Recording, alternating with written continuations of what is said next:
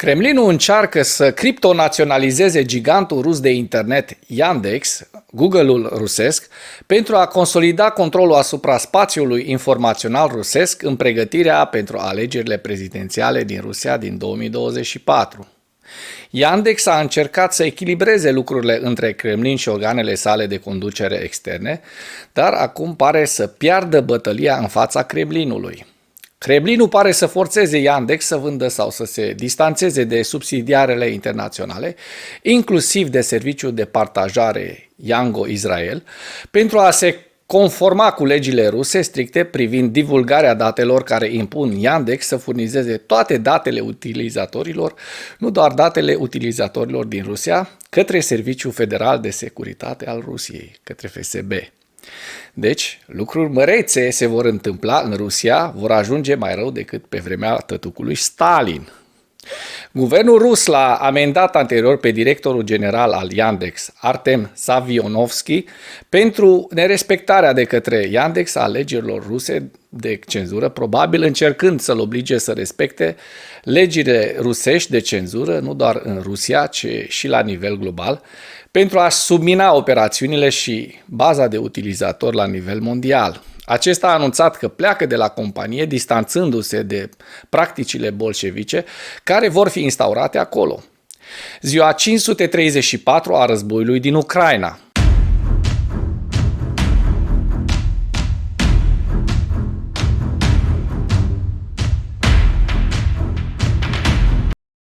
Gruparea Wagner continuă să mențină o prezență la unitățile din Belarus, iar stadiul retragerii sale în Rusia rămâne neclar. Imaginile din satelit culese pe data de 9 august arată un număr semnificativ de vehicule în tabăra Wagner din Cel, Asipovici, Belarus, care pot indica chiar că mai multe vehicule au ajuns la bază între data de 1 și 9 august. Surse ucrainene continuă să raporteze despre extinderea activităților Wagner în regiunea Brest, iar o sursă afiliată grupării Wagner a postat imagini pe data de 10 august care arată că instructorii Wagner continuă să antreneze personalul militar belarus. Sursa afiliată Wagner a amplificat o negare din partea unui presupus luptător Wagner, în care luptătorul a afirmat că speculațiile sunt fantezii, deși a recunoscut că mulți luptători Wagner înșiși adesea nu află despre desfășurarea lor până în ultimul moment. Finanțatorul grupării Wagner, Evgeni Prigojin, nu a comentat încă aceste speculații, așa cum a făcut-o anterior, sugerând că ar putea să nu aibă libertatea de a comenta viitorul grupului Wagner. Prigojin a fost văzut pentru ultima oară în public la Forumul Umanitar Economic Rusia-Africa pe data de 27 iulie de la Sankt Petersburg, cel mai recent, și a comentat viitorul Wagner într-o înregistrare audio publicată pe data de 30 iulie.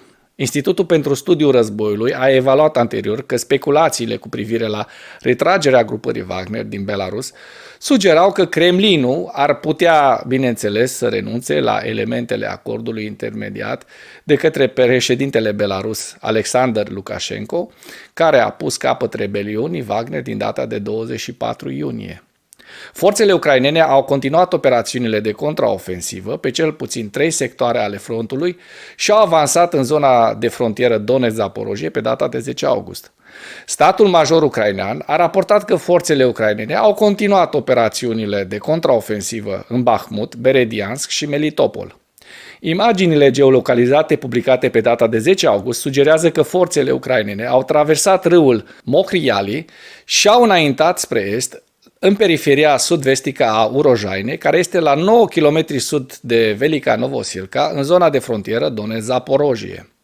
Statul major ucrainean a raportat că forțele ucrainene au obținut câștiguri și succese în direcția Urojaine, la sud și la sud-est de Staromaiorske, care este la 9 km sud de Velika Novosilka. Dacă până în acest moment ai găsit informații utile în material, contribuie cu un like și cu o distribuire a acestui videoclip pentru a ajunge la cât mai multă lume. Un blogger militar rus a acuzat personalul militar rusesc că a fabricat sau a îndulcit afirmațiile conform cărora forțele ruse au distrus vehicule ucrainene în Ucraina. Bloggerul a susținut pe data de 7 august că sistemul sovietic de serviciu militar, așa spune el, încurajează militarii ruși să raporteze succese false în misiunile lor pentru a-și mulțumi comandanții și a susținut că comandanții și colegii descurajează în mod activ personalul militar rus să scrie sincer rapoartele. Bloggerul a sugerat că soldații ruși au filmat elicoptere și artilerie rusească trăgând asupra aceluiași vehicul de luptă blindat furnizat de Occident, deteriorat anterior din unghiuri diferite și în zile diferite și le-au raportat ca ucideri separate de cel puțin 3 ori. Bloggerul a susținut că toată lumea din armata rusă știe că militarii fac asta și că conducerea militară rusească nu are nicio intenție să îi împiedice pe militari să facă rapoarte false. Vă mai aduceți aminte cum era pe vremea comunismului și în România? Țării cât mai multe tancuri la hectar. Bloggerii militari ruși au acuzat anterior elicopterele de atac rusești că lovesc echipamente militare ucrainene deja distruse și au sugerat că Ministerul Apărării din Rusia ar putea folosi aceste lovituri repetate pentru a crește pierderile ucrainene. Kremlinul a folosit anterior pierderile de vehicule blindate ucrainene, umflate sălbatic pentru a prezenta operațiunile defensive rusești ca fiind extrem de eficiente. Vom vedea cât de eficiente vor fi la final, pentru că noi știm bine cum se termină prostia asta bolșevică. S-a mai întâmplat și în România, cu falimentul. Forțele rusești au efectuat o altă serie de lovituri cu rachete și drone în Ucraina în perioada 90 august. Președintele ucrainean Volodymyr Zelensky și oficialii din regiunea Zaporojia au raportat că forțele ruse au efectuat o lovitură cu rachete Iskander împotriva unei zone rezidențiale din orașul Zaporojie, deci aceleași lovituri asupra obiectivelor civile, care sunt de fapt crime de război. Forțele aeriene ucrainene au raportat că forțele ruse au vizat Ucraina cu 10 drone Shahed, dintre care forțele ucrainene au doborât 7. În ceea ce urmează vă prezint un slide cu evoluția de ieri a celor mai importante fronturi din Ucraina. Hărțile sunt creația Institutului pentru Studiul Războiului. Pentru mai multe informații, accesați linkurile din comentarii.